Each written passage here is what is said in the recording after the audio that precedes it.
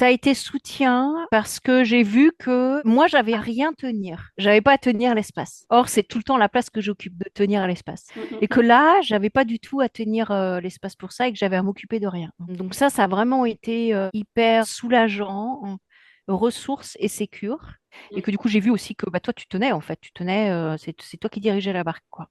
Ensuite, il y a eu un petit temps de préparation avant d'aller dans la première interview, mise en corde. Et ça, j'ai trouvé ça génial, en fait, de prendre soin de ce moment-là de transition. Mm. Entre, on prépare la salle, moi je m'habille, on vérifie les éclairages, on vérifie le cadrage, etc. Et puis, clac, on va sur l'interview. Bah non, en fait, on a pris un petit sas comme ça entre ces deux temps-là. Ça, c'était important.